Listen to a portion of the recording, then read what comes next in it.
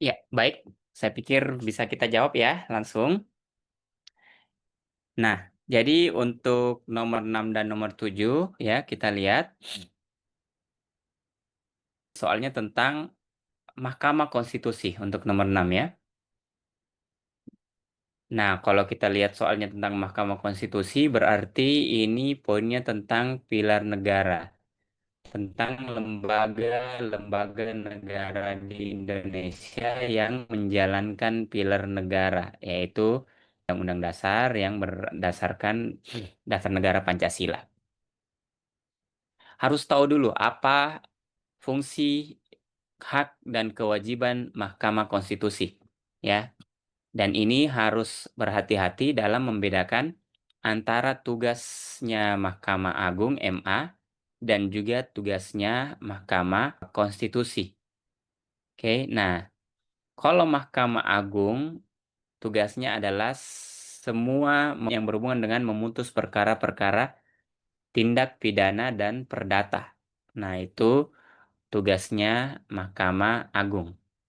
Sedangkan Mahkamah Konstitusi tugasnya adalah semua yang berhubungan dengan perundang-undangan dan juga pelanggaran-pelanggaran dalam pemilihan umum.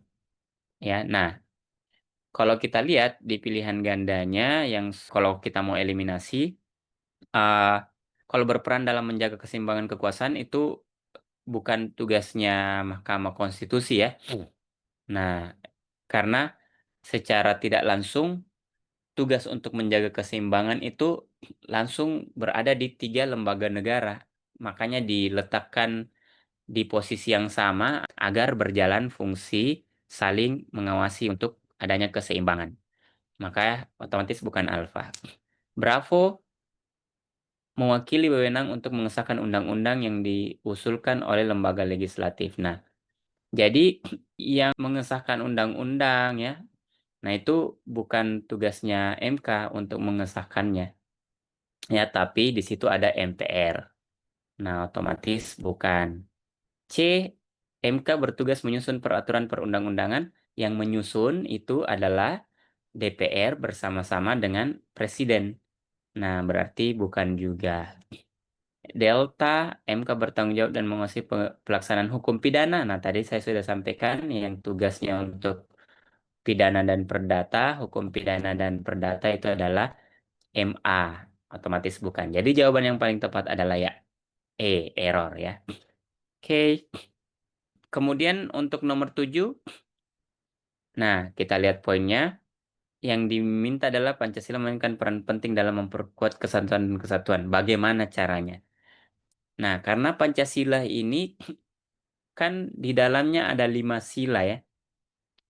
Maka kita tidak boleh hanya memilih jawaban yang eh, mengacu pada satu sila saja, otomatis. Jadi jawaban yang kita pilih otomatis harus yang bisa memasukkan juga mewakili semua sila, ya. Nah, apa itu? Kalau kita lihat di sini, kalau alfa mendorong masyarakat untuk menghargai perbedaan budaya, nah itu kan hanya mengacu pada sila ketiga saja, berarti coret. B. Menjadi pedoman dalam pembuatan undang-undang. Nah, ini kan yang dimintakan tadi secara konteks adalah memperkuat persatuan dan kesatuan. Kenapa malah ke pembuatan undang-undang? Sudah pasti salah. C. Membentuk identitas nasional yang kuat dan bersatu. Nah, ini masuk secara konteks tadi kita coba keep. Oke, kita coba simpan C. Memungkinkan. Delta mengarahkan pembangunan nasional yang berkelanjutan. Nah, ini juga tidak berhubungan dengan konteks yaitu memperkuat persatuan dan kesatuan. Jadi coret. Kita ke E, menyediakan kerangka moral perilaku masyarakat.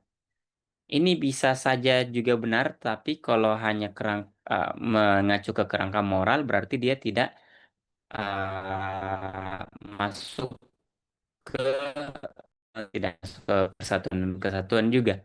Nah, maka jawaban yang paling tepat adalah Charlie. Kenapa Charlie adalah jawaban yang paling tepat? Karena tadi, kalau di Charlie itu kan yang dimintakan persatuan dan kesatuan ya. Kalau kita larikan dia ke masalah di Pancasila, maka ini berarti tentang nasionalisme, tentang Bhinneka Tunggal Ika. Berarti tentang sila ketiga yaitu Persatuan Indonesia. Mengacu ke masalah nasionalisme, persatuan dan kesatuan. Jadi nomor 7 itu Charlie. Oke. Jangan lupa like, share, dan subscribe ya teman-teman.